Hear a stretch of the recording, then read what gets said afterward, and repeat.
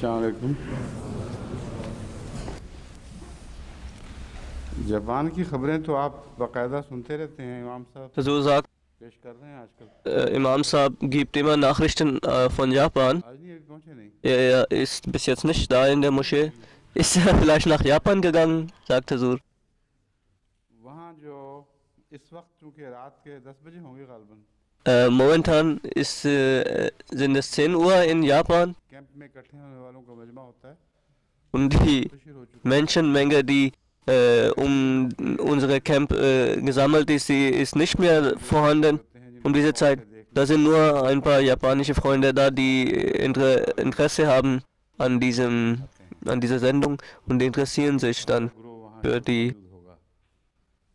Sendung. बाद ऐसे जिन्होंने बहुत ही इखलास से Ihre kleine Gruppe würde da sein. ताउन किया है, Es gibt unter ihnen Leute, die sehr aufrichtig mit uns kooperiert haben an unserem Stand. रजाकारों को मुहैया करने में Ich danke Ihnen sehr gern und herzlich. शहर की 21वीं सदी तंजीम बेलौस खिदमत कर रही है। Eine Organisation 21. Jahrhundert, ऐना शहर की Ge 21वीं सदी Tu Ke Ena. इसका तंजीम का नाम ही 21वीं सदी लगता है और गिफू सूबा है।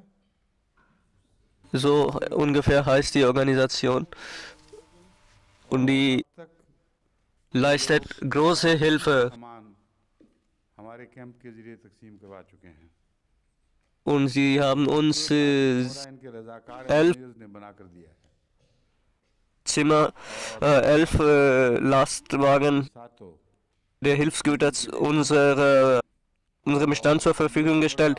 Sie haben auch ein Zimmer aufgebaut, ein sehr schönes kleines Zimmer के रजाकार für unsere से आला अफसर freiwilligen Mitarbeiter. यहीं आके बैठते हैं। वो इस वक्त इनका कमांड रूम बना हुआ है जो इस तंजीम ने बना के दिया है। Und das ist sozusagen Kommandozentrale dort auf dieser Arbeit. साहब का शुक्रिया अदा करता हूँ Und Isato Saab sei damit herzlich gedankt, और वो इतना अच्छा ताउन कर रहे हैं। dass er sehr gut für uns kooperiert hat. Möge Gott ihn belohnen. कोंडो सांको Kondo Sanko ist eine Gesellschaft, इनके मालिक die, का नाम कोंडो है।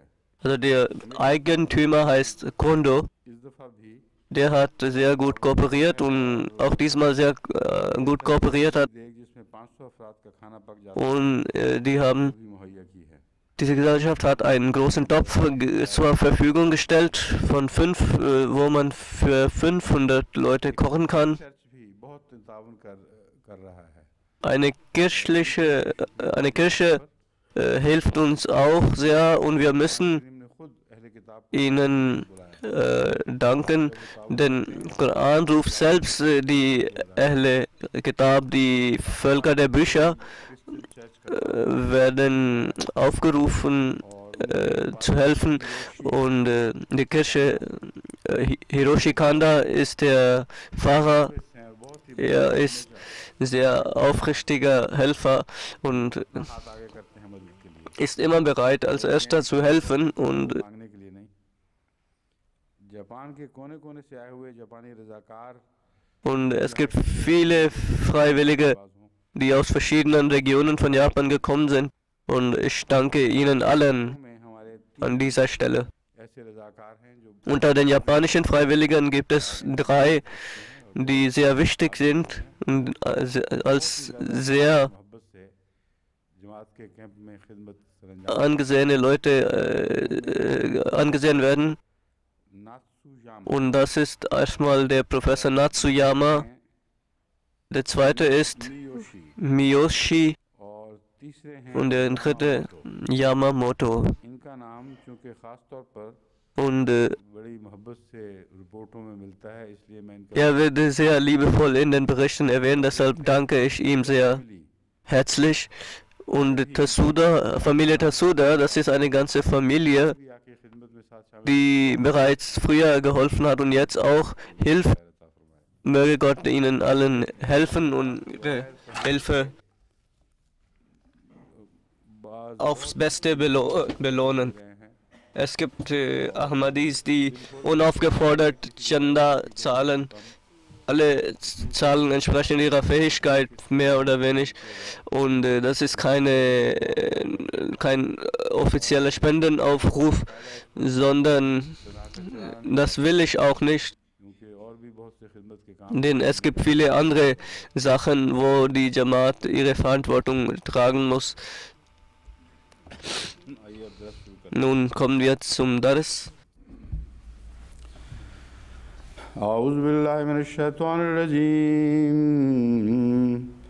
بسم الله الرحمن الرحيم الذين قالوا إن الله عهد إلينا ألا نؤمن لرسول حتى يأتينا بقربان تأكله النار قل قد جاءكم رسل من قبلي بالبينات وبالذي قلتم فلما قتلتموهم إن كنتم صادقين तर्जुमा भी हो चुका है लुगत की बहस भी Das habe ich schon übersetzt und über die Lexikon habe ich auch diskutiert, über die wörtliche Übersetzungen. Und jetzt kommen wir zur Übersetzung, zum Kommentar. Ich sagte, मौजूद मौज़ों की तफसील किसी एक मजलिस में कैसी लंबी हो बयान कर ही नहीं सकते dass wir die Wunder des Korans मुहक़्क़िक़ीन की Jahren brauchen, um genannt zu werden.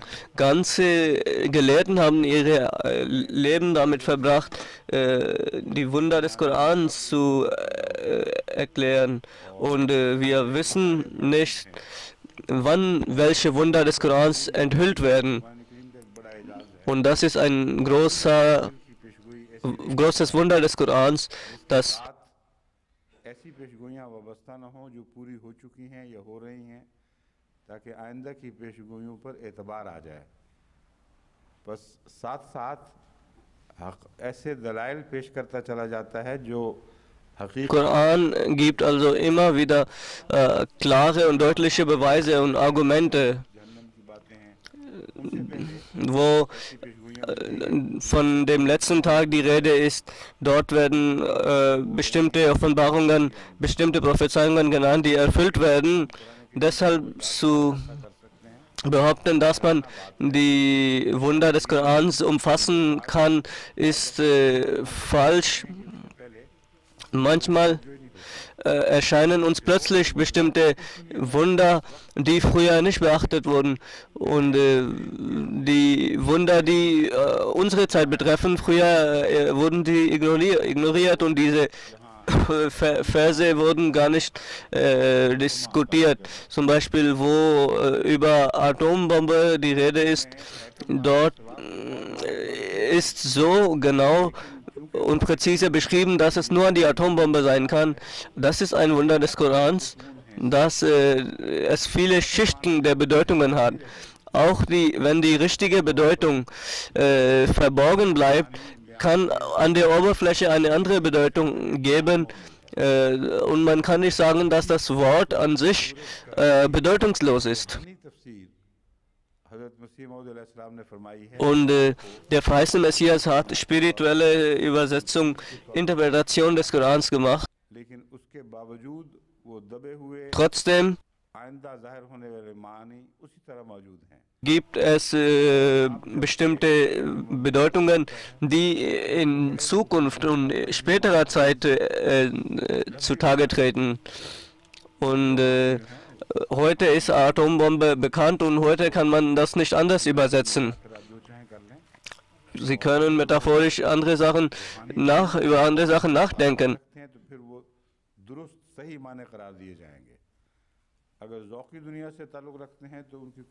Wenn Sie über die Welt der Seele etwas zu tun haben, dann ist das richtig. Aber wenn es nur einfach eine Sache um die Diskussion ist, dann hat diese Diskussion keinen Sinn. das ist eine große Wohltat des Korans, dass der Koran die Bibel von den Fehlern befreit und bereinigt. Zum Beispiel einem Prophet wird im Koran Schirk, Götzendienerei vorgeworfen. Das ist nicht möglich. Ein Aaron, ein Prophet, kann niemals das getan haben. So heißt es im Koran, dass du auf Probe gestellt worden bist. Dein Gott ist Al-Erbarmer. Du sollst dem Gott folgen und den Samuri verlassen.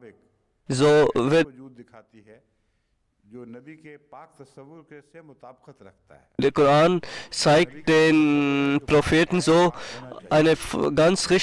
gibt ein ganz richtiges, reines Bild des Propheten, wie es dem Prophetentum entspricht. Und wenn dieses Bild nicht gibt, dann ist die ganze Bedeutung, die ganze Prophetenschaft bedeutungslos. Und das ist also die Aufgabe des Korans, die der Koran wahrnimmt und die Fehler der Bibel korrigiert. Und zum Beispiel in der Bibel heißt es, dass als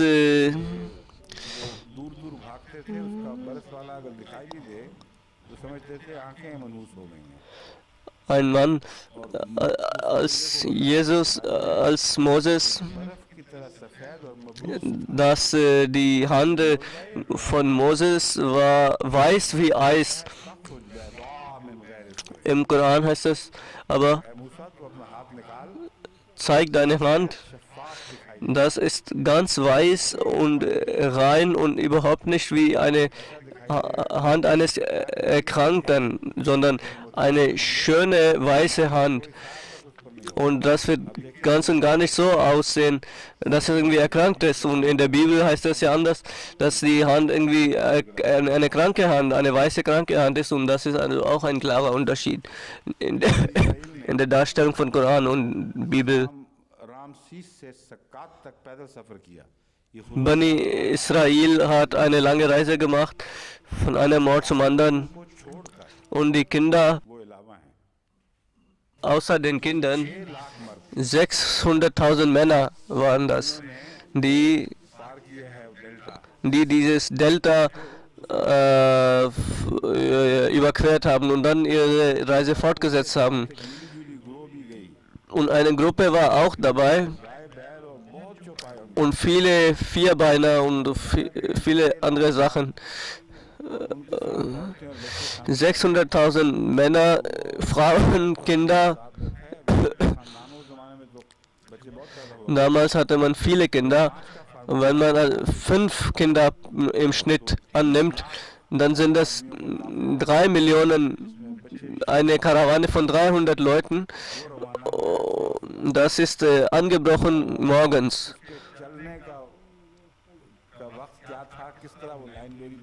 Und wie ist sie gelaufen, wie ist das angelaufen und wie viel Zeit sie brauchen, um diesen Fluss zu überqueren, diese Delta. Und wenn man nachrechnet, und der Pharaon hat gar nicht festgestellt, dass da eine ganze Karawane wegläuft. Und Vögel und Hühner und Vierbeiner und Tiere sind auch dabei.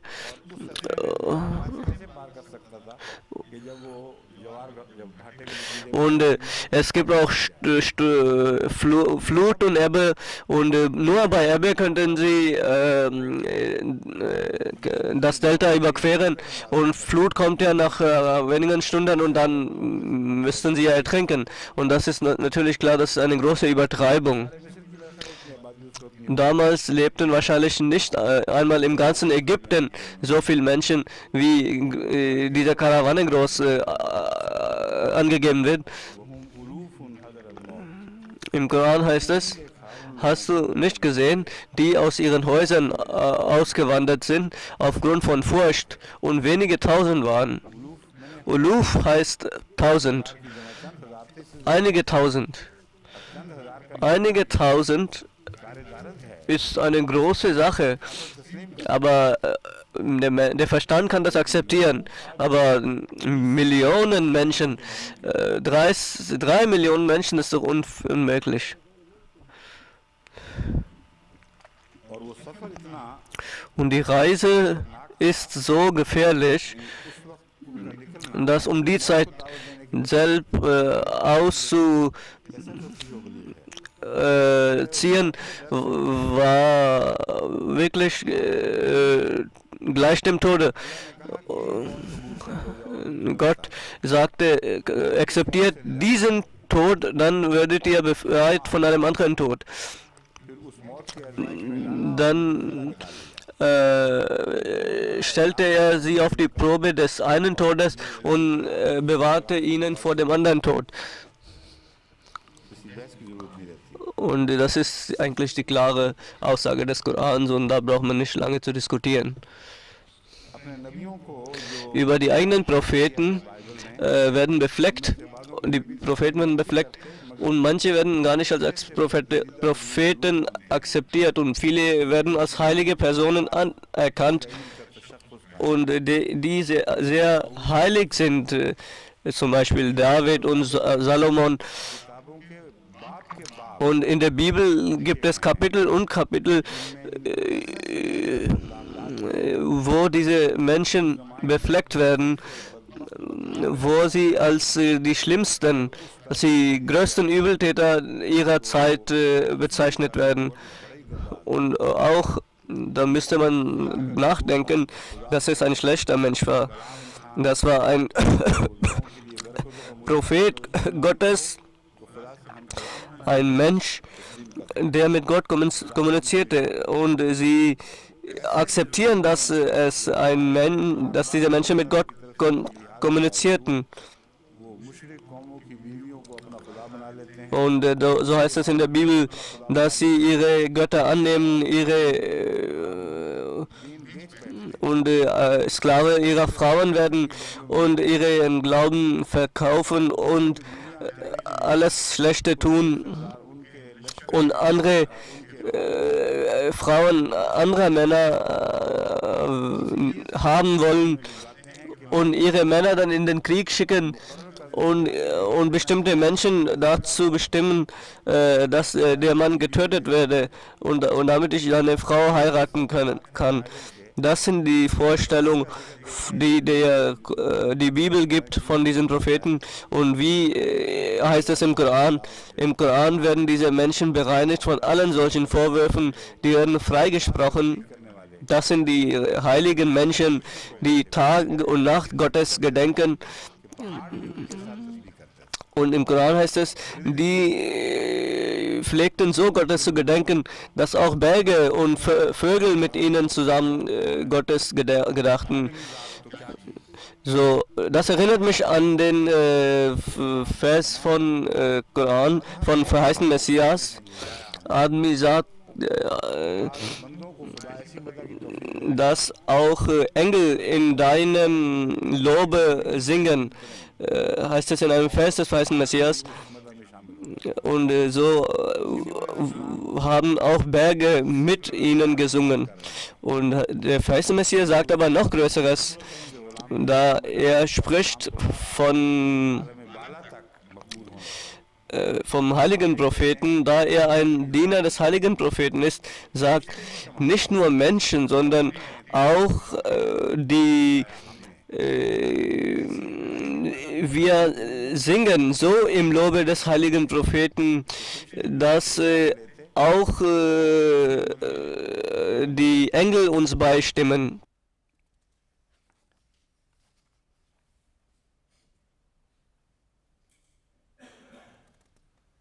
बहुत सी ऐसी बातें Viele Sachen werden erwähnt, die आमदन छोड़ दिया है। Koran absichtlich ausgelassen hat, ignoriert hat. Das will ich auch auslassen, weil das wird zu lang dauern.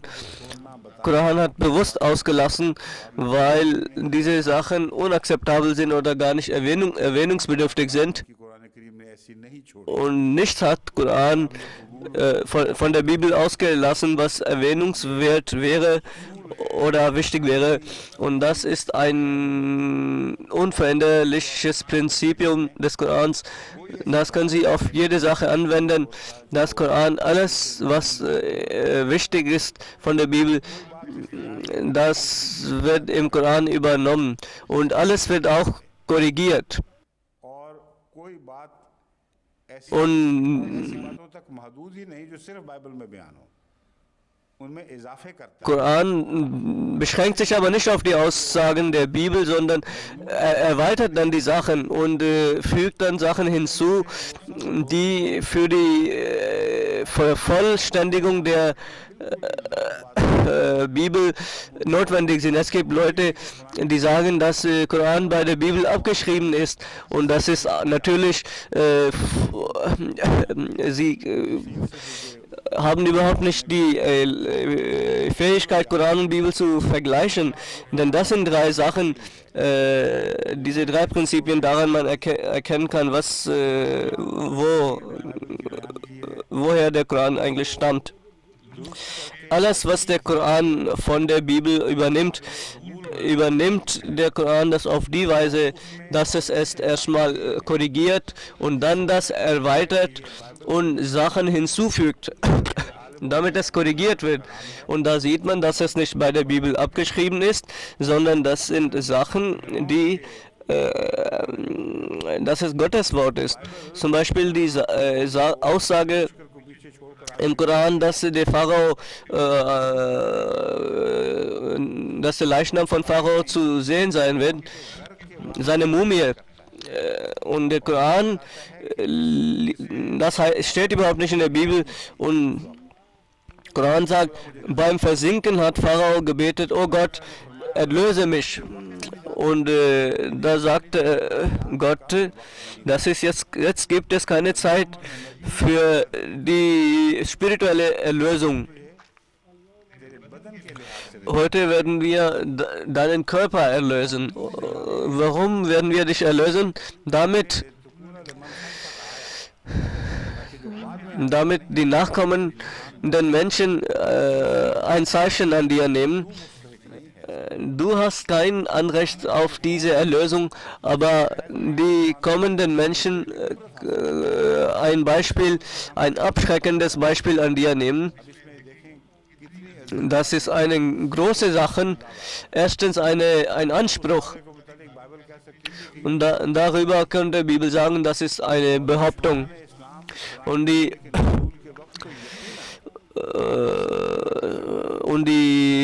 Gegner des Islams könnten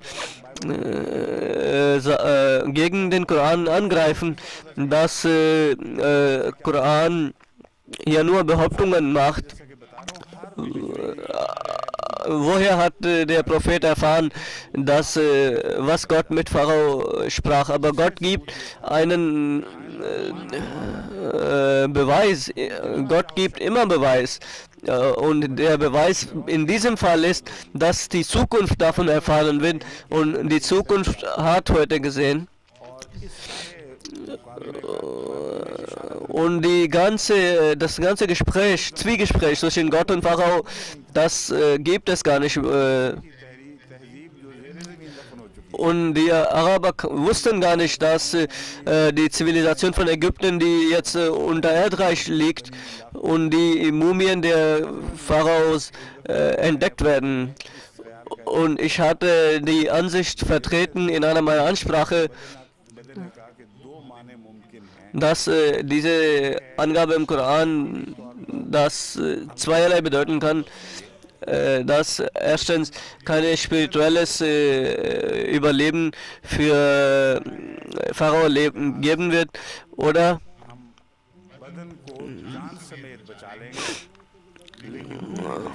dass Körper gerettet wird, aber Körper und dein Leben wird gerettet, aber deine Seele wird nicht gerettet. Und immer wenn du stirbst, wird dir nicht geholfen. Aber aufgrund von historischen Beweisen kann man sagen, diese Sachen waren in der Zeit vom verheißenen Messias nicht bekannt.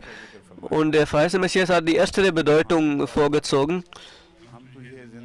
dass er wird nicht erlöst, जान के लिहाज से हम तुझे नहीं बचाएंगे। also er wird sterben, das heißt es im Koran.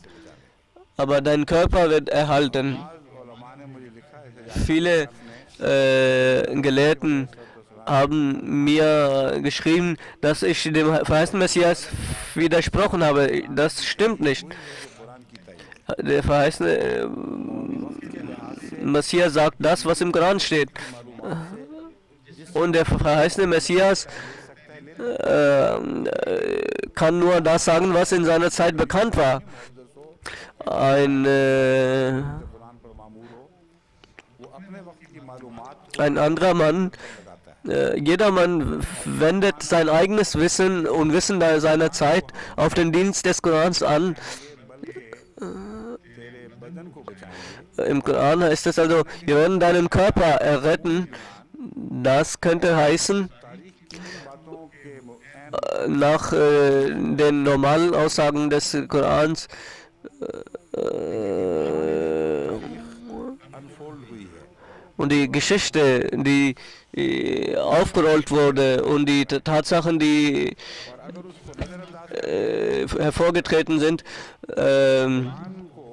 die weisen auf etwas anderes hin. कलाम के तौर पर न लिया जाएगा जिसकी ये पेशगोई आयदना ज़मानों में साबित हो जाए और फिर इबरत का निशान बने। Denn इस वाक़या को कुरान के की तायीद के बजाय इसका मुखालिफ तस्वुर किया जा सकता है। अब ये मसीह मौत का मकसद तो कभी भी नहीं हुआ ज़िंदगी में। es könnte also Koran als falsch angesehen werden, aber das war nicht der Sinn und Zweck des verheißenen Messias, sondern sein Sinn und Zweck war Koran Dienst erweisen und er sagte, मसीह मौत के रूह मसीह मौत के मिजाज के मुताबिक जो कुरान की खिदमत है उससे अगर कोई also wenn jemand की वजह से नाउज़ुबिल्लाह मिन ज़ालिक मसीह मौत की मुखालफत समझता है तो मुझे इसकी wenn ein Wissen wegen seines Unwissens eine Aussage des Korans, Quran की रूह है वही wenn हज़रत मोहम्मद सल्लल्लाहु अलैहि वसल्लम की बैसत का मकसद था। als ein Widerspruch zum verheißenen Messias ansieht, ein Dienst am Koran als ein Widerspruch zum verheißenen Messias ansieht, dann ich denke, das ist falsch सबका दिलों का und ich bin davon befreit. दुनिया की नज़र की मुझे इस मामले में कोई परवाह नहीं। Und ich brauche die Ansicht der Welt und die gute Meinung der Welt nicht. Und ich habe sehr viel gebetet und ich bete auch immer noch, तारीख की नज़र से मख्फी रही dass, oh Gott, wenn es etwas gibt, वो माने was die Geschichte in der Geschichte nicht bekannt ist जिन मानों से und उसकी जान नहीं बची थी dass der वो तो बची नहीं वो तो बहरहाल जो मैं माने करता हूँ वो तो er auch körperlich nicht überlebte. Seele wurde nicht erlöst, das ist klar. Aber जान बची थी कि नहीं ob er überlebte oder ertrank, das ist jetzt die Frage. तारीख से Wenn das erwiesen ist historisch, dass er dort ertrank und dann mumifiziert wurde, dann werden wir das akzeptieren. मगर वही बात तस्लीम करेंगे जो कुरान की हक में गवाही देती Denn wir werden nur das akzeptieren, was für den Koran spricht und nicht, was gegen den Koran spricht. वो फिरौन जो जिसको अब तक तारीख Das Problem ist, dass der Pharao, der als Pharao angesehen wird, हजरत मूसा से के मुकाबले der gegen den Moses antrat und ihn kämpfte, वो मशहूर जो dieser große Pharao, करीम ने उसकी मुजादले उसकी शरारतें बयान फरमाई und der Koran hat seine Bosheiten erwähnt und er heißt Ramses II.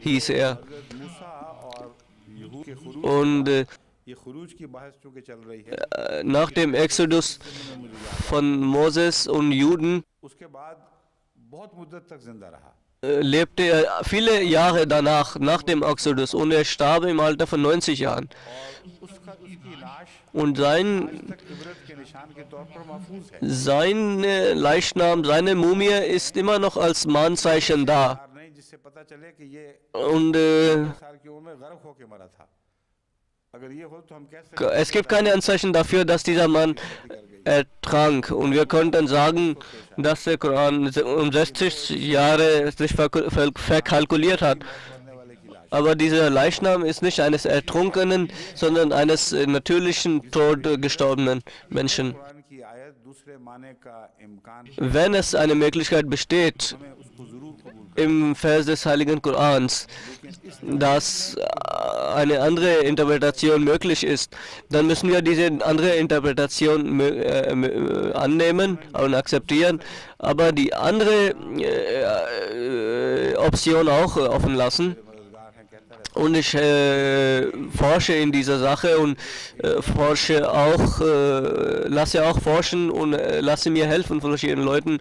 Eine andere Sache, die hier hervorgetreten ist, das ist eine Sache, Ramses II., der Pharao von Jesus, über ihn wird immer noch Untersuchungen angestellt und der größte Spezialist auf diesem Mann, auf diesem Gebiet, er hat ein literature होता gutes Buch geschrieben, वगैरह होते हैं इस तरह पर उसकी तबाह हुई है gut gebundenes Buch, und er hat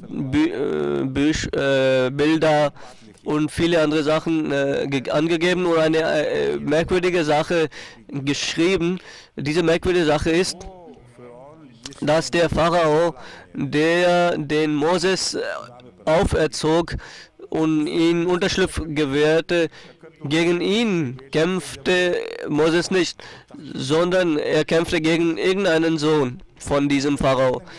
Aber die कि उसका बड़ा बेटा जिसे तख्त नशीन होना चाहिए था die merkwürdige Sache ist, dass der älteste Sohn von dem Pharao, der eigentlich dem Pharao nachfolgen sollte, über ihn gibt es nicht bekannt, sondern auf dem Thron folgte der jüngere Sohn nach, und die Geschichte sucht jetzt nach dem ersten Sohn. Wo ist er denn hin verschwunden? Und warum der Jüngere auf dem Thron nachfolgte? अभी तक Und बात करती है कि er sagt, wir wissen keine eindeutige Antwort darauf, aber die ägyptische Historiker, Chroniker haben alles verborgen, was gegen ihre Könige war. Und alles, was gegen die Könige war, könnte nicht in die Chronik des Ägyptens aufgenommen werden. लेकिन अगर हम ये तस्वुर करें Wenn wir uns vorstellen, dass के लिए वाकईतन फिर तख्त नशीन हुआ था dieser Pharao für einige Zeit wirklich den Thron bestieg जलील तरीके पर मारा und dass dieser Mann dann auf eine schmerzliche Art starb, dann ist die zweite Frage, wo ist sein Leichnam? Den Koran spricht ja von einem Mann, dessen Leichnam mumifiziert wurde, und es gibt eindeutigen Beweis dafür. खाए हुए निशान ना नजर आ जाएं Und der Leichnam, der muss irgendwie beweisen, so aussehen, dass man daran sehen kann, dass es wirklich ein Ertrunken ist, zum Beispiel zerbissen von Meerestieren und so weiter. Aber wenn es erwiesen ist, dass so ein zweiter Pharao gar nicht gab, second के नाम पर sondern der Ramses II. Gegen den Koran, gegen den Moses antrat, dass ने भी लिखा है किसी का जिंदा बचना मुमकिन है dass er nahe beim Ertranken, fast ertrunken wäre und dann überlebte und wiederbelebt wurde, ये तस्लीम करना पड़ेगा dann muss man akzeptieren, जो वो फिरौन जो Ramsay's dass dieser Pharao, der Ramses II., der Moses folgte und ihn verfolgte, als er ertrunken wurde von den मैं ईमान लाता हूँ da sagte er, oh Gott, ich glaube. Und da sagte Gott, nein, jetzt ist keine Zeit zu glauben. ये लफ्ज़ नुनज्जी का बेबदने का खाली है अल-यौम है फिर देखने आए नुनज्जी का बेबदने का तो Nonajik bebadne ka.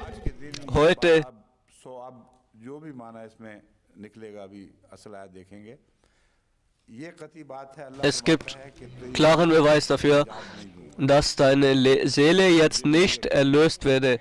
Die Tage sind vorüber. Nach dem Tode gibt es keine Reue. Dein Körper wird aber erlöst. बदन को जिसकी Dass कोई रूहानी जिंदगी ये मानना ein Körper ohne Seele, das heißt ohne Glauben.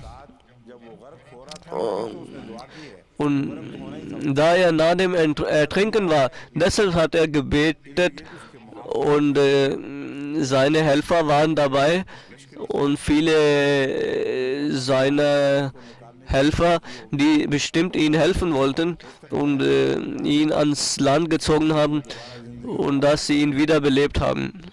Das könnte sein. Aber der Koran ist richtig. Denn solange er lebte, war er Gegner des Moses und war er ein Despot. Und eine Sache, merkwürdige Sache, die uns die Geschichte lehrt, dass er gegen die immer wieder die Bani Israel angriff. Und keiner konnte das verstehen, warum er die Bani Israel immer wieder angriff und gegen sie Krieg führte. उसके मुताबिक ये बात समझ आ जाती Und ich habe das verstanden, dass er selbst sehr angeschlagen war. Er hat so viel Schmach erlitten, dass es beispiellos war unter den Pharaos. Und Gott hat zu ihm gesagt, du wirst überhaupt keinen Glauben finden können und du bist nur ein Körper ohne Seele. Und damit wird bestätigt im Koran, dass er statt zu glauben noch stärker wurde in seinem Glauben, noch stärker wurde in seinem Unglauben, in seinem Zorn gegen die Bani Israel. So heißt es im Koran, in diesem Moment werden wir dich erlösen, deinen Körper erlösen. Also wie die geschichtliche Sache aussieht und welche Tatsachen da an der Tag kommt und ob das wirklich Ramses II. War, dann müssen wir diese Interpretation des Verses annehmen, die ich mache, dass der Mann überlebte, nicht ertrank, aber im Unglauben lebte, ohne Seele, und dann haben wir auch kein Problem. Und wenn das als wahr erwiesen ist, und wenn wir versuchen, etwas anderes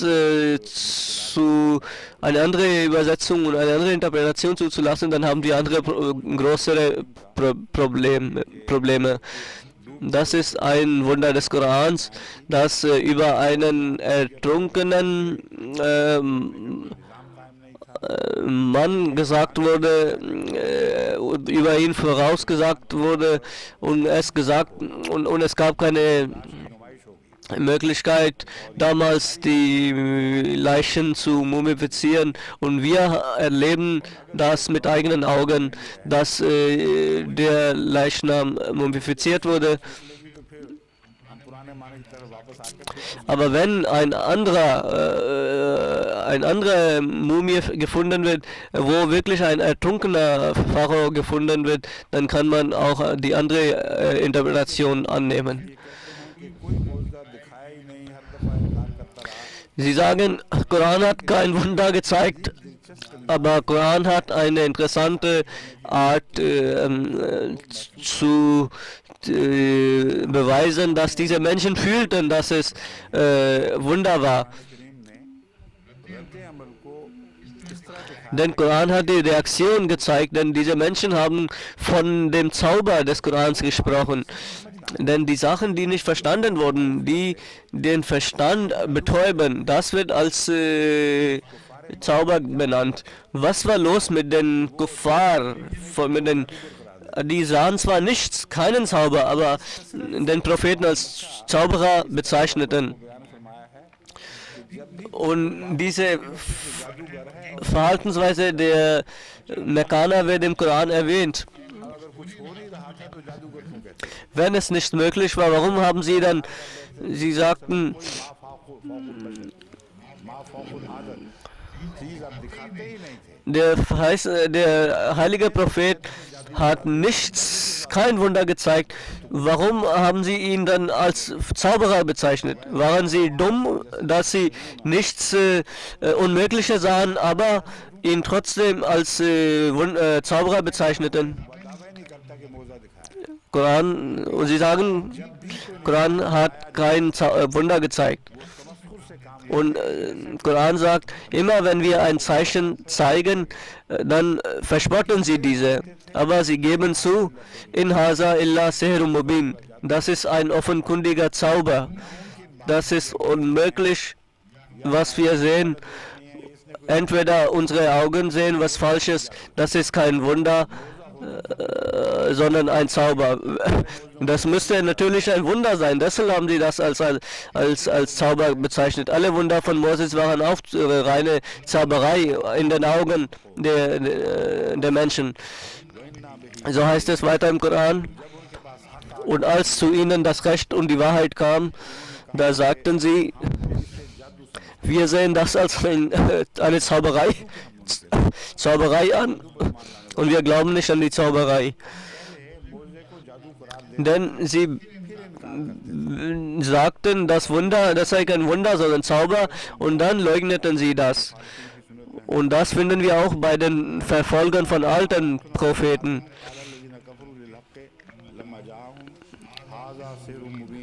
So heißt es im Koran weiter, als ihnen die Zeichen vorgetragen werden, offene Zeichen. Und Zeichen ist ein Wunder. Und ein solch klares Wunder, das nicht geleugnet werden kann. Da sagen sie, und diejenigen, die die Wahrheit abgelehnt haben, nachdem ihnen das Wunder erschienen war, da sagten sie, Haza Sihrun Mubin, das ist ein offenkundiges Zauber.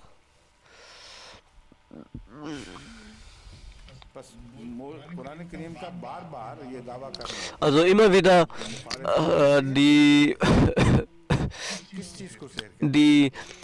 der Anspruch des Korans, dass es etwas gab, was sie als Zauber bezeichneten. Was war Zauber? Der Prophet lebte ganz normales Leben und es muss ja etwas geben, das sie als Zauber ansahen. Was war das?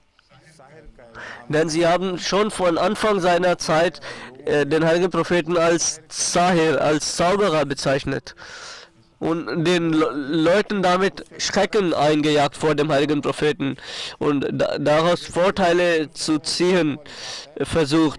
Und sie sagten, das sind Sachen, das ist Zauber. Und die Araber hatten Angst vor Zauberer. Und sie sagten, geht nicht zu diesem Zauber, denn und es ist eine authentische Sache, dass der Koran die Tatsachen dieser Zeit erwähnt, dass selbst die Gegner des Islams akzeptieren müssen, dass denn zumindest das zutreffen muss, was im Koran geschrieben steht über die Gegenwart des Korans, also als der Koran offenbart wurde. Alle diese Angaben über die Zeit der Entstehung des Korans, das muss zutreffen, denn sonst hätten die Ungläubigen gesagt, hätten sie noch mehr aufbegehrt, dass es falsch ist. Also es ist natürlich alles richtig. Aber die Wunder des Korans leugneten sie, taten sie als Wunder, als Zauber ab. Sie sagten, das ist kein Wunder von Gott, sondern ein Zauber eines Zauberers. Ein großes Wunder ist das Wunder der Mondspaltung.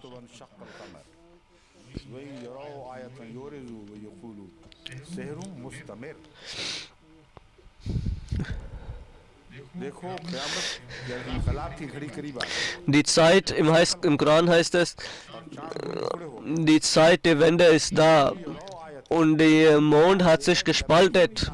Und ihnen geht es so, dass immer wenn sie ein Zeichen sehen, dass sie sich abwenden जादू ही जादू जो चलता ही und sie reden nur vom Zauber. एक जादू की बात नहीं करते Sie reden nicht nur von einem gewissen Zauber, रोजमर्रा मोहम्मद सल्लल्लाहु अलैहि वसल्लम sondern sie sind Zeuge dessen, dass पीछे ही नहीं छोड़ा मुस्तकिल das ist ein ewige Zauberei, die sie nicht in Ruhe lässt und dass sie jeden Tag hervortrat. Und sie sagen, die Gegner sagen, dass der heilige Prophet keine Wunder zeigen konnte. Und haben sie diese Verse nicht gesehen, wo es von Zauberei die Rede ist? Denn die Zeugnisse von damaliger Gegner würdiger ist, der glaubwürdiger ist, denn जमाने के लोग मोहम्मद सल्लल्लाहु अलैहि वसल्लम के इजाज़ की गवाही देने पर मजबूर die Menschen sind verpflichtet, sie sind gezwungen zu bezeugen, dass es etwas wie Wunder gab, aber die Folge war für sie eine Zauberei in ihren Augen. Und sie sagten, das seien alten Geschichten. Und viele Orientalisten haben darauf entgegnet, dass ये आयत नाजिल हो als dieser Vers herabgesandt wurde, da sagte der heilige Prophet sallallahu alaihi wasallam, er stand außerhalb seines Hauses und er richtete seinen Finger. Und in dem Moment, als dieser Vers herabkam und da erhob der heilige Prophet seinen Finger und der Mond spaltete sich. ये एतराज़ नहीं किया कि ये झूठ Und damals haben die है असल बात Gegner von damals nicht gesagt, dass diese Sache unwahr ist, dass es nicht stattgefunden hat. ये आगाज़ की है Das ist इस das, सन हिजरी ना नबी में पढ़ निकालें जहाँ तक मुझे याद है ये दौरे नबूवत की das ist der Vers अभी मैं vor der Hijra. हिजरी Vor der Hijra. हाँ फिर से। 5 नब्बी की है Im Jahre 5 nach der Offenbarung. Im 5. Offenbarungsjahr ist dieses Vers herabgesandt worden.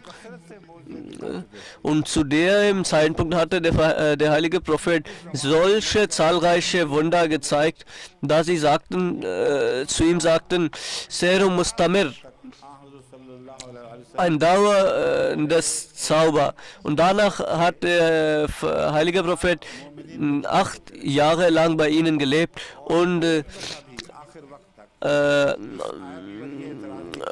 viele sind in dieser Zeit danach Muslime geworden. Und keiner hat jemals gesagt, dass dieses Wunder von Shaqqul Qamar, der Mondspaltung, dass dies nicht stattgefunden hat. और एक दुनिया सारा जमाना गवाह Und dass die ganze Welt bezeugte, über ihn zu sagen, dass er Sihr Mustamir, eine dauernde Zauberei ist. Und den Feind kann nicht sagen, der Gegner kann nicht sagen, dass die Leute damals geschlafen haben und keiner das gesehen hat. जंगल में मोर नाचा Manchmal sagen, es heißt so in Urdu, der Pfau tanzt im Dschungel und niemand hat gesehen. पता क्या हुआ था शेर मुस्तकिल ने कतई गवाही दे दी Sihr Mustamir, das Wort, है और उसे जादू viele Menschen haben dieses Wunder miterlebt und das als Zauber hingestellt. Und dieses Argument können sie nicht entkräften, denn das ist ein eindeutiger Beweis auf die Wahrhaftigkeit, auf die Wunder des heiligen Propheten sallallahu alaihi wasallam. Und es gibt ein großes Zeichen und unter den Hindus die Hindus haben dann auch beobachtet, dass der Mond sich spaltete.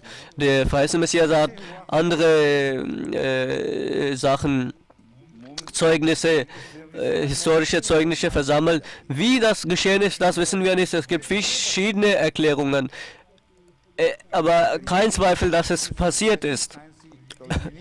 Wenn wir das wissenschaftlich nicht erklären können oder so, dass die heutige Welt nicht akzeptieren kann, deshalb ist das nicht geschehen. Das ist unwissenschaftlich. Die Wissenschaft zieht die Beobachtung vor und die Theorie ist der Beobachtung unterlegen. Und wenn eine bestimmte Phänomen nicht erklärt wird, dann sagt man, wir können das theoretisch nicht erklären. Und das ist auch so ein Wunder. Und die Muslime sind nicht verpflichtet, einen Beweis dafür vorzugeben, dass, wie das passiert ist. Und denn dieses Ereignis ist historisch. Aber eine Pflicht haben die Muslime schon, insofern, dass sie über diese Sache nachdenken und eine Erklärung dieses Phänomens abgeben und damit den Koran erklären. Ich habe eine Erklärung und die ist, das könnte so sein, denn auf dem Mond fallen zahlreiche Meteoriten und es gibt viele Täler im Mond und viele Gruben, kann man sagen. Und es gibt eine besondere Form von Staub von Mond. Und wenn ein großer Meteorit auf Mond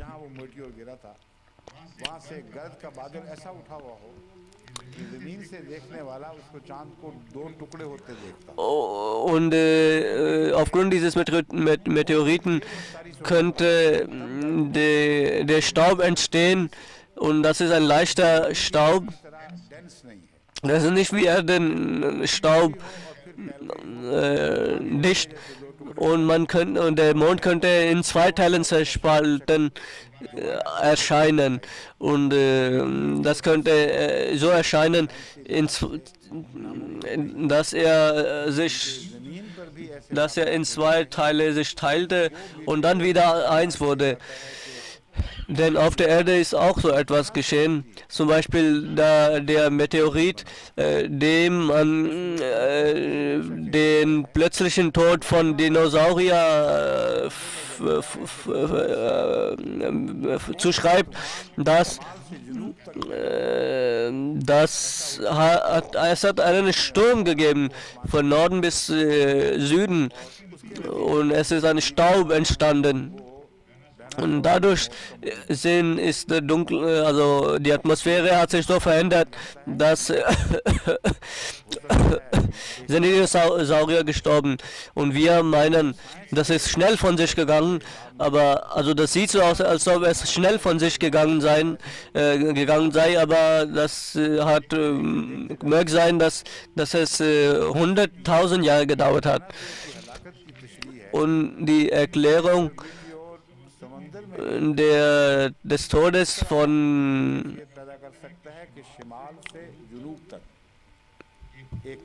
ein Meteorit kann verursachen, dass es bestimmte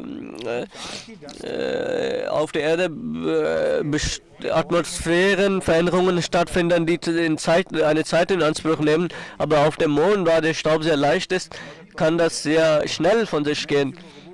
Das ist eine Erklärung. Wenn jemand das akzeptiert oder nicht akzeptiert, ist das egal. Aber die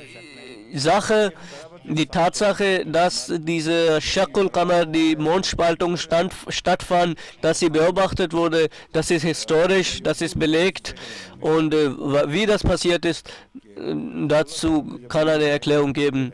Und so wird gesagt, dass der heilige Prophet seinen Finger erhob, der Mond spaltete sich ये तो मुसलसल चलता रहने वाला जादू है जो आगाज़ नबूवत से चला Und diese Menschen sagten, das ist ein Zauber. आने वाला जादू कोई नहीं। Das ist kein neues Zauber, sondern es ist eine Reihe von Zauberreihen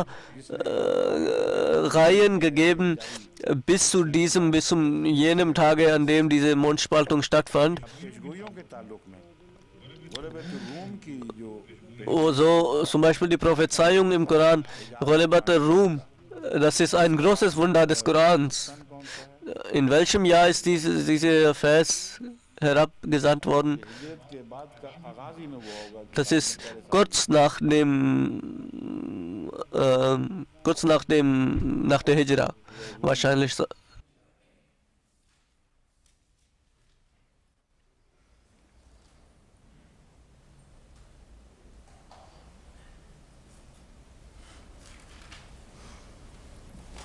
मिल गई।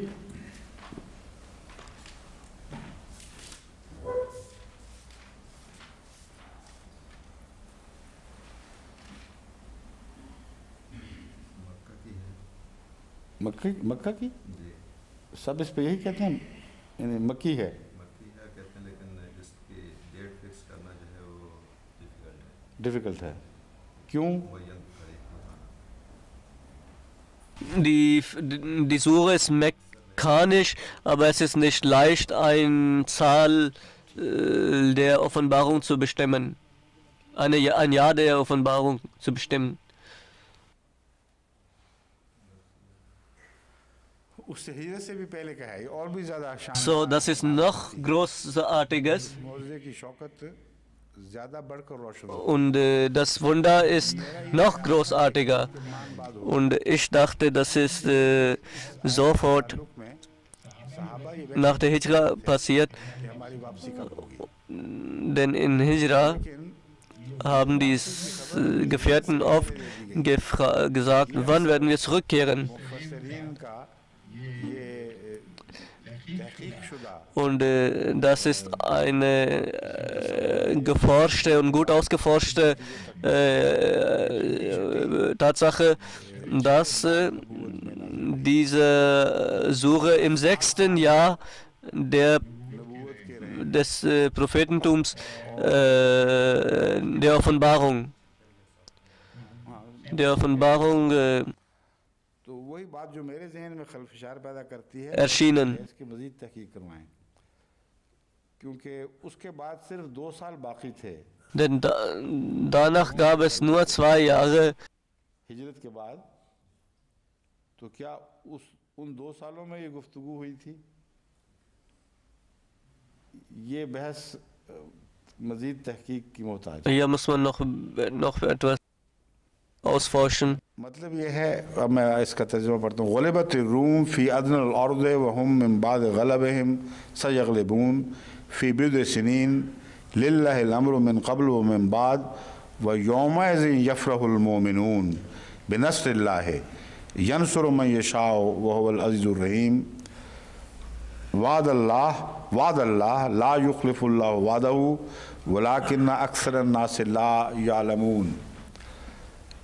हिजरत से पहले की आयत नाज़िल हुई। Das ist vor der Hijra herabgesandt worden, offenbart worden. आपको बाद में बताएंगे। Wie viele Jahre vor der Hijra, das ist noch nicht klar. Aber die Ansicht wird vertreten, dass im 6. Offenbarungsjahr. Und die Prophezeiung heißt, dass die Römer, dass die gegen die Heidnischen kämpfen und verlieren werden, gegen die Perser, also das waren die Feuersanbeter. Dieses Ereignis,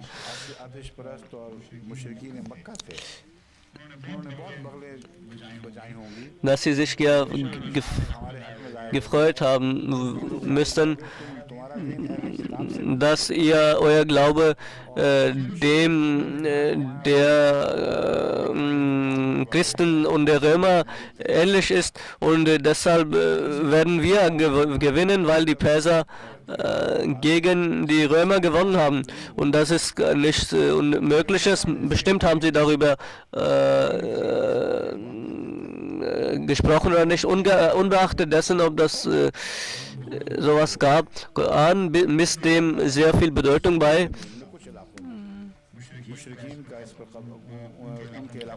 Und so heißt es im Koran, die Ungläubigen, die Heidnischen haben an bestimmten Gebieten von Völkern des Buches Besitz ergriffen. Das ist eine große Prophezeiung und eine klare Prophezeiung, dass dieser Krieg stattfinden wird und dass sie gewinnen werden. Und in wenigen Jahren, und sie werden bestimmt innerhalb von wenigen Jahren, also 3 bis 9 Jahren, dass es bestimmt 3 Jahre dauern wird und vor 9 Jahren das passieren wird. Und das hat nicht nur mit ihnen etwas zu tun, sondern auch etwas mit den Muslimen. Das ist nicht nur eine Antwort, dass das Volk des Buches gewinnen wird, sondern dass, wenn sie dieses Zeichen sehen, dann werden die Gläubigen sich freuen, denn ihnen wird die Nachricht erhalten, dass unser Land uns eines Tages zurückgegeben wird. Sonst hätte Gott kein Interesse an diesen 2 nicht-arabischen Völkern, denn es wird ein Zeichen zutage treten, dass das, was uns weggenommen wurde, nämlich die Erde von Mekka, dass sie uns zurückgegeben wird. Das ist die Sache, die im Koran dann so fortgeführt wird. Das wird mit Hilfe Gottes sein und die Freude der Muslime wird wahr sein und Gott hilft dem er will.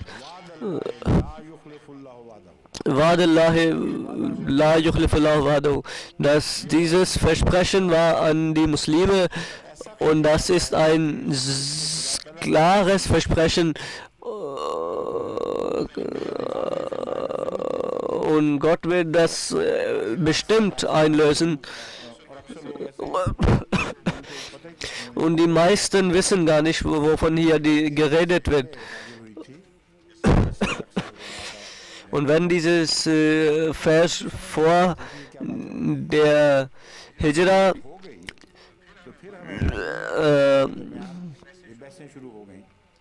wenn dieser Vers vor der Hijra erschienen, geoffenbart wurde, dann ist es klar, dass viele Menschen nicht verstanden haben, wovon hier die Rede ist. Aber wenn sie sehen, nach der Hijra viele in Medina darüber diskutiert und miteinander, wann sie zurückkehren werden. Zum Beispiel Hazrat Umar sagte, bald werden wir zurückkehren und der heilige Prophet verbiet ihm das und sagte,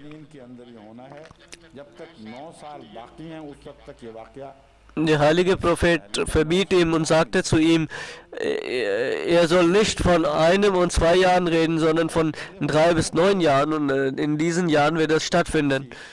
Und danach werden die Muslime zurückkehren in ihr Land. Das ist eine große Prophezeiung vor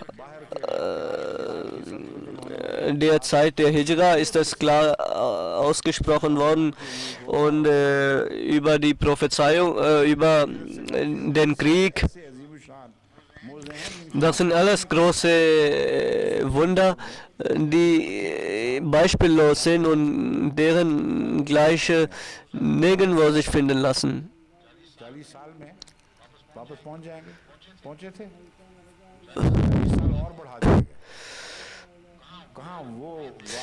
Von Jesus wird gesagt, er wird in 40 Jahren zurückkehren. Und ist er in 40 Jahren herabgekommen? Nee, man hat dann wieder 40 Jahre verlängert. बेवफाइयां की उनका कसूर नहीं था। Und sein eigenes Volk hat ihn schlecht behandelt. यहाँ तक एक बड़े ही दर्दनाक अंदाज में बाइबल में जिक्र मिलता So wird zum Beispiel in der Bibel gesagt, है 80 साल तक सहराओं में dass das Volk von Moses यारों मददगार 80 Jahre lang herumirrten in den Wüsten und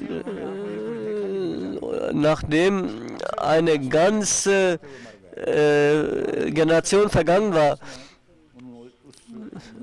वादे को पूरा होता die haben das Versprechen gesehen, इसी हालत में कि बहुत जल्द खुद ही वो बदकिरदार हो गए। so dass sie selbst dann schlecht wurden. शान है कोई निस्बत ही Das ist ein großartiger Charakter des heiligen Propheten, dass dieses Ereignis stattfinden wird innerhalb von 9 Jahren und ihr werdet euch freuen und euch wird geholfen und das ist passiert. चंद ही थे जो उनमें से शहीद हुए। Nur einige von denen starben und die ganze Generation der Ausgewanderten hat das Wunder gesehen und diese Leute sagen, Koran hat kein Wunder gezeigt. असल में ये तायद करना है Quran Eigentlich sprechen diese Leute für den Koran. मायुशरकुम अन्नहा इज़ा जाअत ला युमिनू। साथ ये भी कुरान ने फरमाया था कि Im Koran heißt es, wie soll man euch verstehen machen, denn ihr werdet bestimmt leugnen. Auch heute, Quran करीम के खिलाफ नहीं बल्कि da sie auf das Leugnen bestehen, bestätigen sie nur den Koran und die Aussagen des Korans.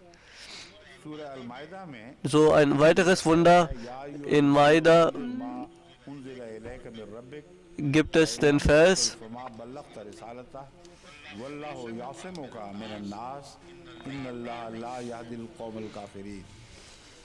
लेकिन सिर्फ इसी आयत पर बिना नहीं nicht nur dieser Vers, मुतफर्रक आयत sondern in verschiedenen Versen वाज़ेह तौर पर wird auf diesen Vers के साथ है Hinweise finden, dass Gott bei dem heiligen Propheten beisteht और अल्लाह ताला हर बड़ी आजमाइश और फितने und dass der Gott den heiligen Propheten helfen wird und beschützen wird. अकेले जब फिरते थे उन Als der heilige Prophet alleine ging, सुराकस के इख्तियार jeder hatte die Gewalt und die Kraft, ihn anzugreifen. से गैस बरसता था। Sie hatten voll Zorn. Sie waren voller Zorn. अल्लाह की ताकत Sie hatten keine Macht. Etwas hielt sie zurück. Eine Macht Gottes. Und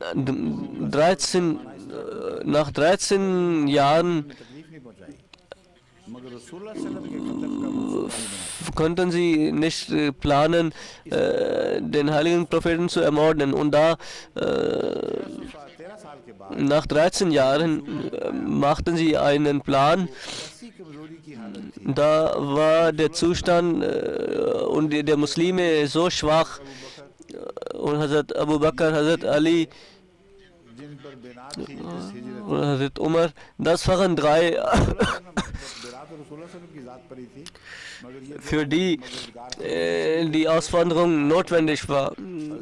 Und der heilige Prophet schickte den Hazrat Abu Bakr vor.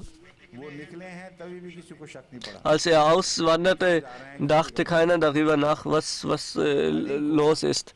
मजीद वक्त लेने के Hazrat Ali अपने बिस्तर blieb auf dem Bett vom heiligen Propheten liegen, चारों तरफ से घेरा denn sie hatten sein Haus umzingelt झांकने वाले झांक रहे und die Leute haben gesehen. को बताया मालूम होता है साफ दिखाई दे Sie haben gesehen. रहा वो कमरा इस किस्म का था कि आप खुले सेन में सोने का वक्त Oder das war die Zeit, da man im Hof schlief und man konnte ihn beobachten. Und Ali को गजन नहीं पहुंचेगी mit dieser Gewissheit, dass Ali nichts geschehen wird, खिलाफ बात denn das wäre gegen den heiligen Propheten, dass dieser Mann getötet werden sollte, sonst hätte der heilige Prophet ihn nie auf sein Bett gelegt.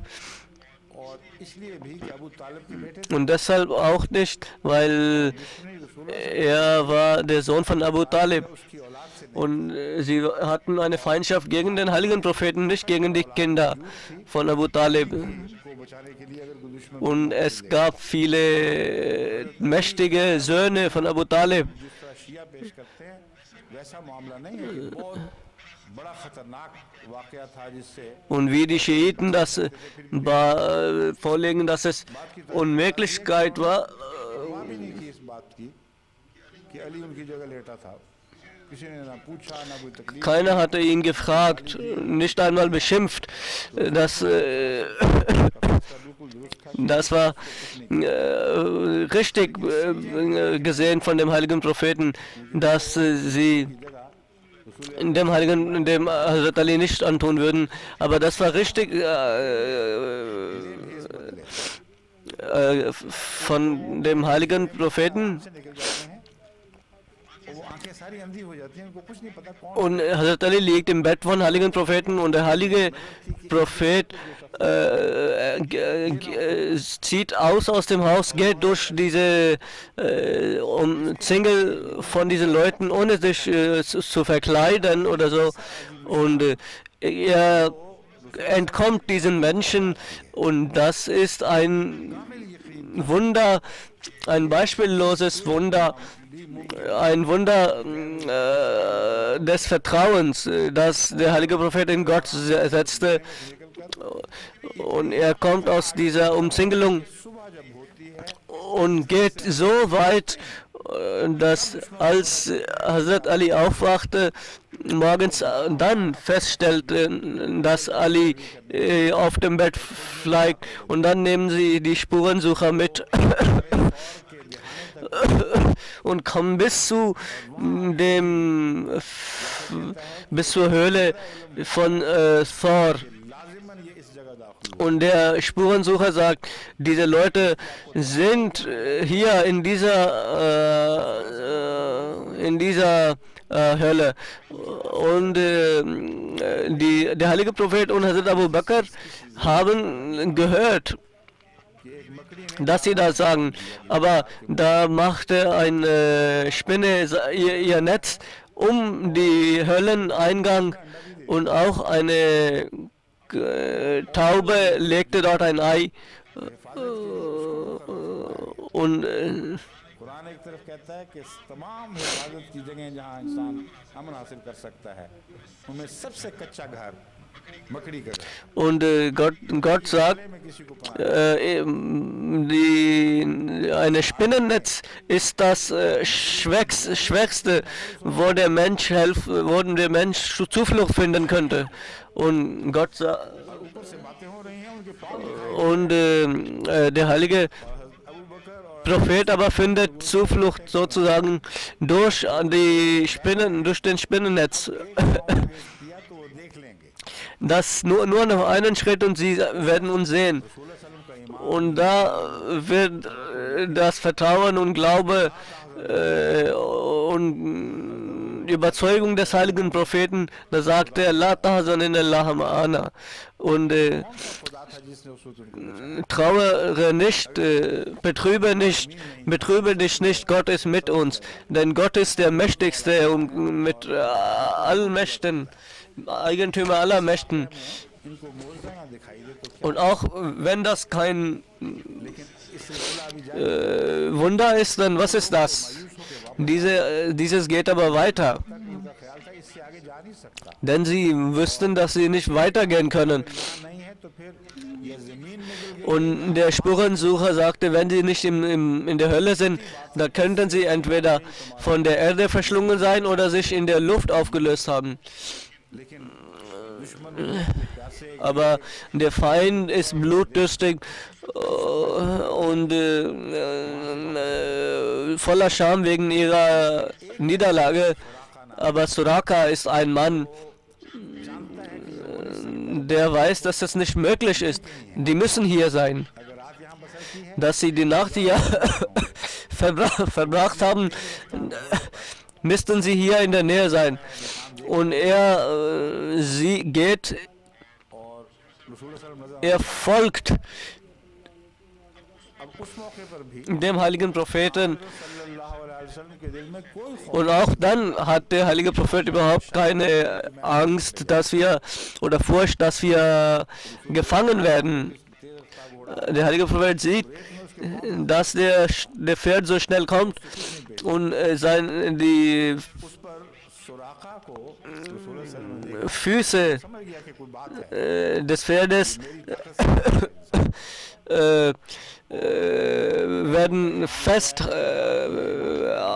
werden fest im Sand und er fällt runter und er gibt seine schlechte Absicht auf und da macht मैं Keesara der heilige Prophet die Prophezeiung für dass Suraka, ich sehe die Goldreifen, die Armreifen von Kisra in deinen Händen, um deine Handgelenke. Das sehe ich. लेकिन ये कहते हैं कि वो हिजरत ऐसे वजूद की थी जिसको दोबारा मारा ही नहीं जा सकता था। हमारे नुक्ता नज़र से देखें तो वो हिजरत ऐसी थी कि हजरत मसीह Das war नजर नहीं आते थे किसी को, छुप छुप कर निकल रहे थे कहीं से, लेकिन ऐसा यकीन वहाँ दिखाई नहीं देता जैसा कि रसूल सल्लल्लाहु अलैहि वसल्लम की हिजरत में दिखाई देता है। ना ऐसे ख़तरे की हालत दिखाई देती है, क्योंकि अक्सर लोग तो समझते हैं मार चुका है। der Exodus, die Auswanderung von Jesus war eine ganz andere Form, denn man wusste bei ihm, dass er tot war. Und viele meinten, dass er tot war. Und viele sagten, Jesus soll in die Stadt gehen. Und er sagte, nein, ich will nicht in die Stadt gehen. Wir werden in der Nacht ausziehen. Und das trifft vollkommen zu auf ihn, dass er ausgezogen ist für Gott. Aber wenn man das mit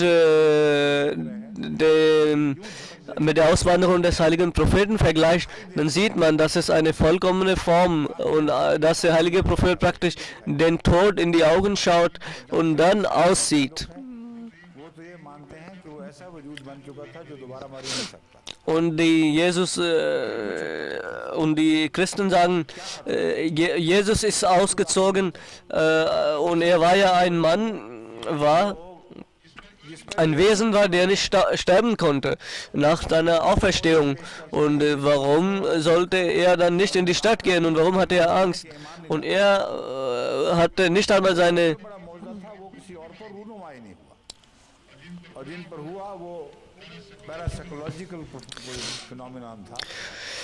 und sein Wunder soll heute als parapsychologisches Phänomen angesehen werden, das überhaupt nicht als wirklich als Wunder anzusehen ist.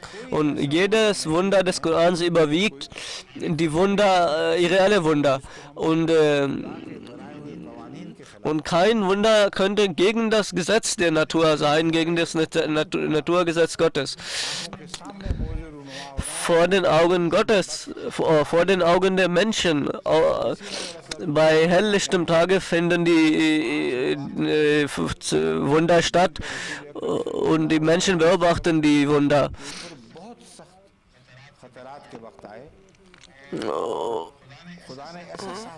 Und der heilige Prophet hatte viele Zeiten, er kam in Gefahren und wurde oft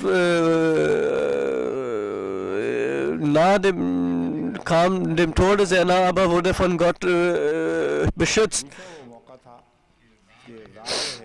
Zum Beispiel als bei der Höhle von Hera der heilige Prophet war und da waren hunderte und große Menge von Menschen ist hinaufgestiegen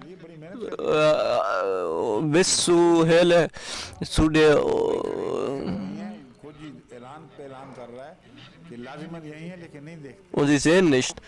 तो वो जो अक्लों के ऊपर खुदा ताला का तसल्लुत हुआ है वो एक बहुत बड़ा Ejaz Und das ist ein großes काफी थे और बड़े इल्हामात से पैदा तीसरा वो Wunder ist, dass ihr Verstand betäubt war, denn das waren Menschen, die konzentriert und konsequent waren. Aber आपका बच रहना भी एक sie haben viel oft mit Schwert angegriffen, aber immer wurde der heilige Prophet beschützt. So eine jüdische Frau hat den heiligen Propheten zu vergiften versucht und dieses Gift war so gefährlich, so schnell wirkend, dass derjenige, der neben ihm aß, sofort starb. Und als er essen wollte, so da in dem Moment kam die Offenbarung zum heiligen Propheten, dass der heilige Prophet nicht essen sollte. Und viele गोश्त बोला Orientalisten और इल्हामन verspotten, dass das Fleisch sprach. Und Visionen sind möglich, dass eine Sache spricht, हालांकि उसे उसकी ताकत dass es nicht sprechen kann, aber पर इनका मजाक करना नहायत दर्जा und das ist ein Unwissen von Orientalisten, dass dass sowas nicht passieren kann, wie ich wir haben selbst solche Visionen gesehen, dass Sachen sprechen. Basharat Bashir Sahab, sein Vater hat an den festen Messias geglaubt und hatte immer Wahrträume und Visionen. Und seine Frau hatte Mutterleibkrebs und das sehr ausgebreitet war. Und da betete er zu Gott und da morgens ich glaube an Gott und du kannst heilen. Und in diesem Zustand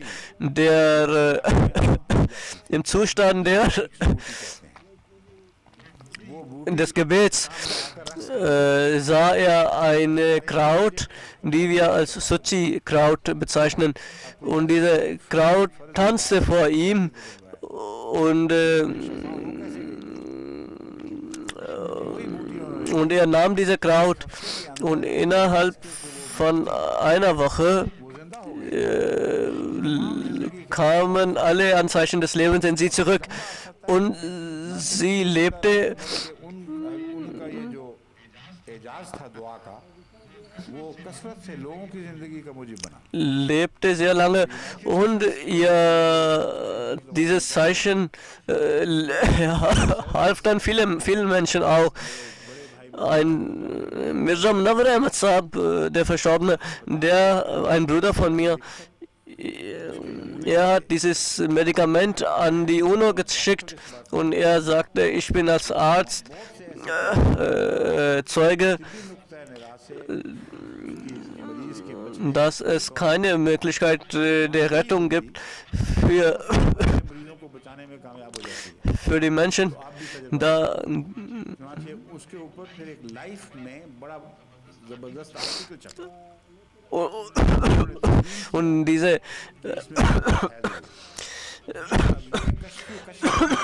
खड़ी होकर सामने बोल रही es gab einen sehr großen Artikel in der Zeitschrift Life und sie haben dann geschrieben, dass es so eine Sache gibt und dass diese Kraut eine Wirkung hat. और जो बात कही सच्ची निकली और इन बेवकूफों को इस पर शक है कि मोहम्मद रसूलुल्लाह के सामने गोश्त कैसे Und diese Leute zweifeln darüber, wie Fleisch vor Gott sprechen konnte. Und Gott sagt, Gott wird sprechen lassen und Gott verleiht Sprache.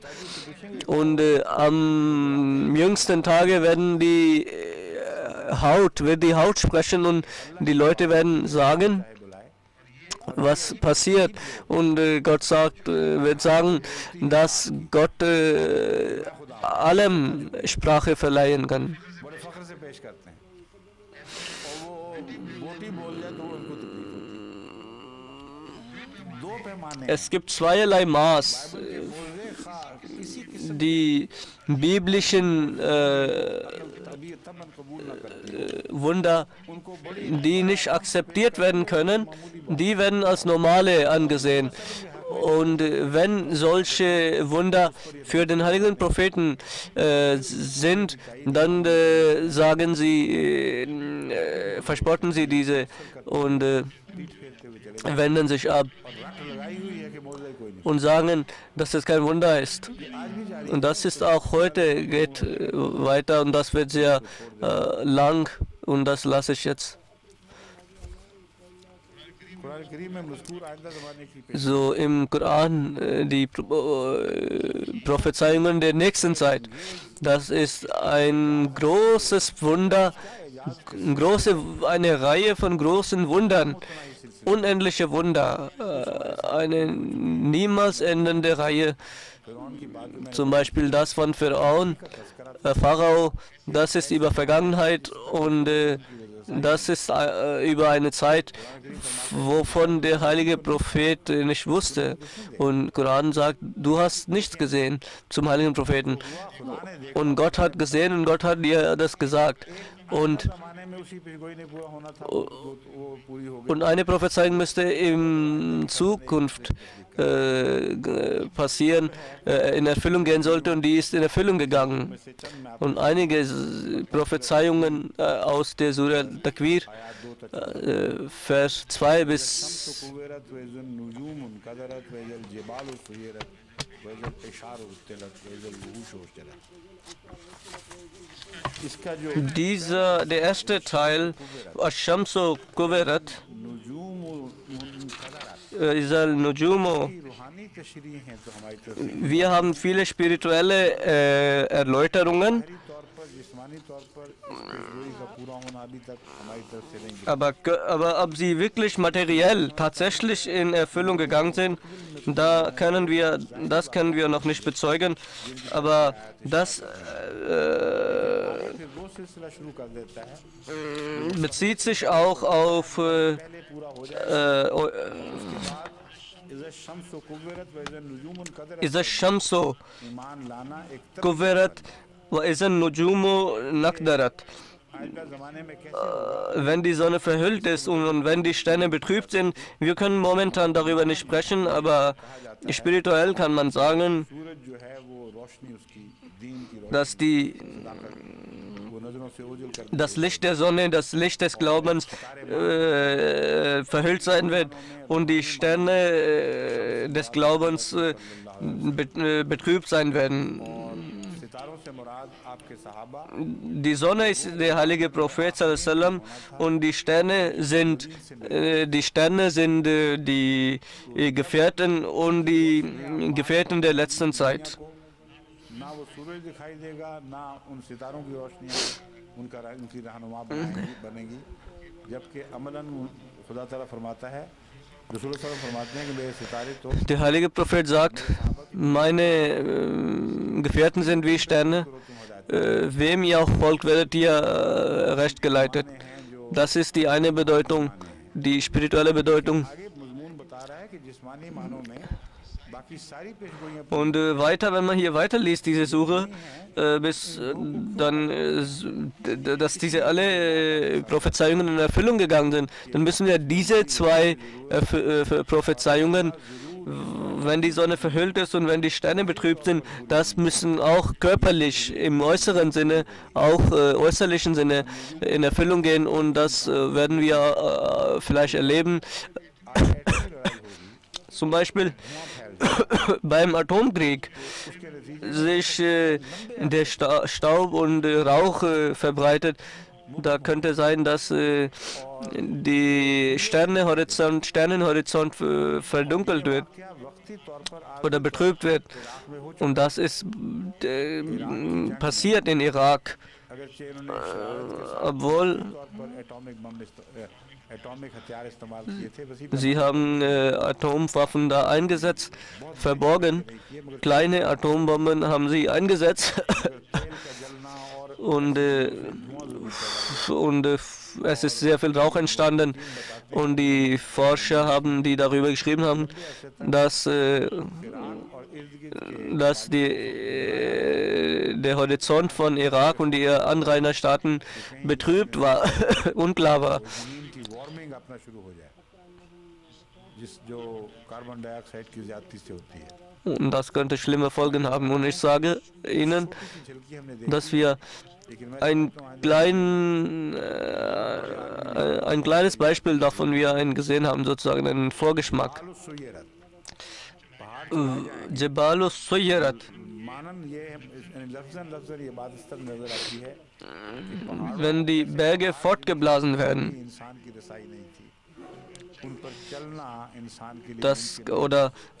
dass die Berge begangen werden, dass man sie begeht. Zum Beispiel, es gibt Berge, durch die Straßen gehen und selbst alle Berge haben Straßen und man kann die über Straßen erreichen. Und selbst in den entlegensten Regionen gibt es Straßen.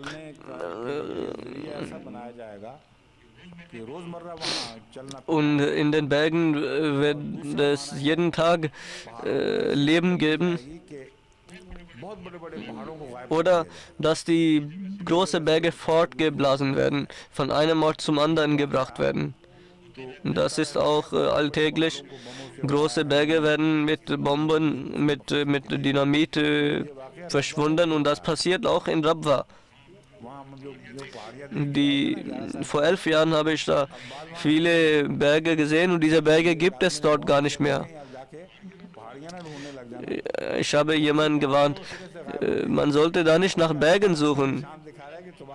Das ist eure Zeit und ihr seht, dass die Berge fortgeblasen werden und bestimmte Berge sind dort verschwunden.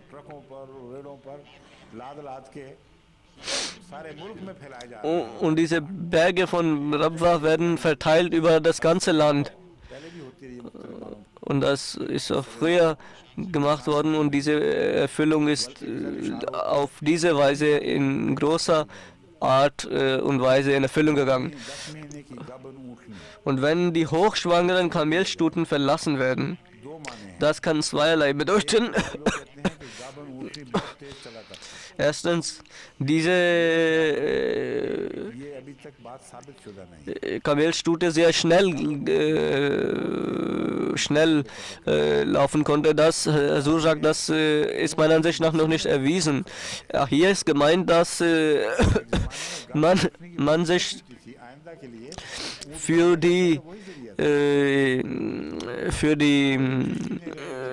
Kamelzucht überhaupt nicht interessieren wird, dass man große Mittel des Transports finden wird und keiner sich für Kamele interessieren wird. Und wenn wildes Getier versammelt wird und man kann sagen, dass es zoologische Garten angelegt werden. Im Koran heißt es, und wenn wildes Getier versammelt wird, aber so gesagt, man kann das auch so übersetzen, wenn zoologische Garten angelegt werden.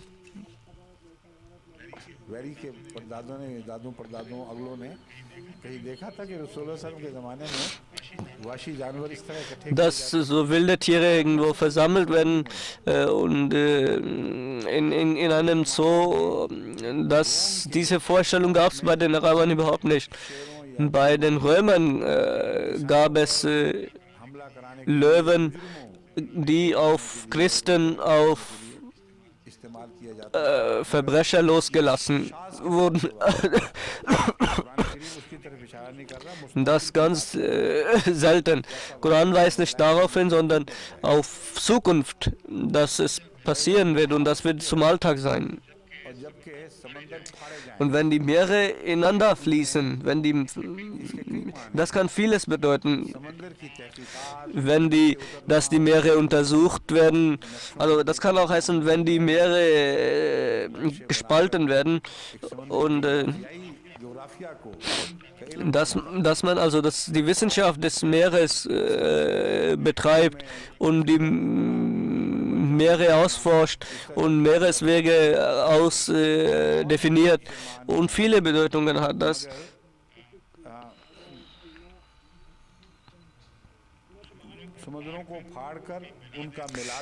Dass die Meere ineinander fließen, das könnte auch vieles heißen und daraus schließen. Ich will nicht ins Detail gehen. Und wenn die Menschen einander nahegebracht werden, die Menschen waren auch in der Zeit vom heiligen Propheten einander nah, aber was müsste in Zukunft passieren?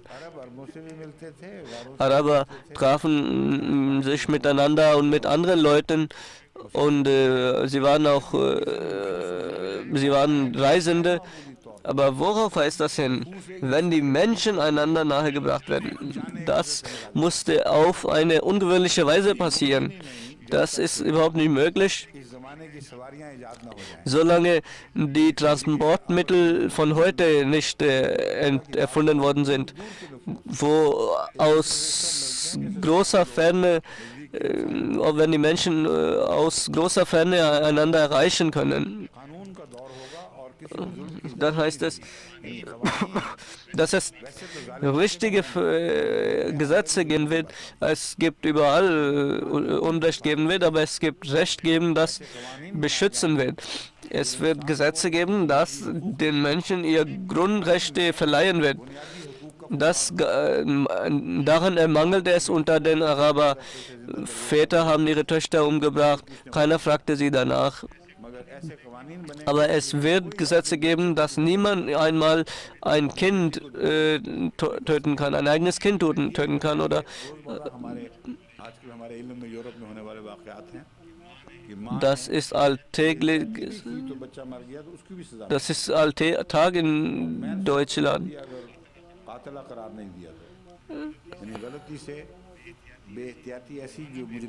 Wenn eine Frau sträflich und fahrlässig den Tod ihres Kindes sich zu Schulden kommen lassen hat, dann wurde diese Frau bestraft. Also für welches?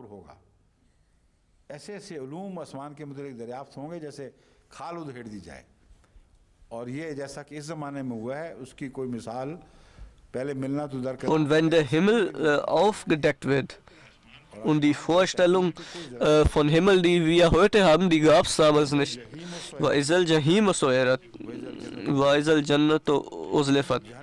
Und wenn das Feuer angefacht wird, das bedeutet, dass das menschliche Leben voller Schmerzen sein wird, trotz der Entwicklungen, trotz des Fortschritts, und egal, ob ihr hinschaut, hingeht, wird es Unzufriedenheit geben. Und diese Mittel der Entwicklung werden in Kriege gipfeln, die wirklich das Gesicht der Erde entstellen.